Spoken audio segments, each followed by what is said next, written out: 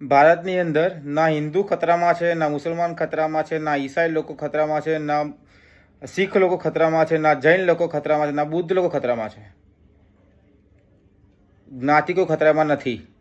ખતરામાં શું છે? દેશનું બચપન ખતરામાં છે, દેશની જવાની ખતરામાં છે, દેશની પ્રાકૃતિક સંસાધનો ખતરામાં છે, દેશની જીવસૃષ્ટિ ખતરામાં છે. આ બધું ખતરામાં છે. આવું નથી કહી રહ્યો. કોણ બોલે છે આ વસ્તુ? જોઈ લો. देश में न हिंदू खतरे में है, न मुसलमान, न सिख, न ईसाई, न जैन, न बौद्ध, न ब्राह्मण, न क्षत्रिय, न वैश्य, न शूद्र, न दलित, न आदिवासी, वनवासी, न एससी एसटी.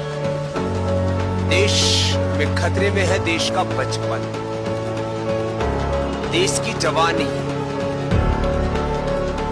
देश का वर्तमान और देश का भविष्य, देश की प्रकृति, देश की संस्कृति और सभ्यता, देश की अखंडता और संपूर्णता. આ વસ્તુ સાંભળ્યા પછી તમારા લોકોના મગજમાં એક તો ક્વેશ્ચન આવ્યો હશે કે આ વ્યક્તિ એકદમથી બદલાઈ કેમ ના ગયા.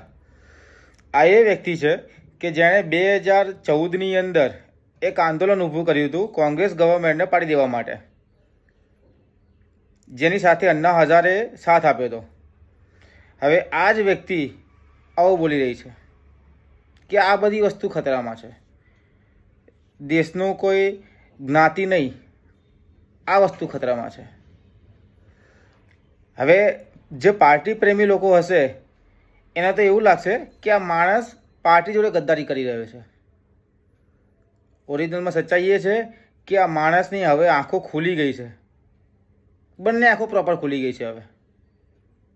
બાકી જય હિન્દ, જય ભારત.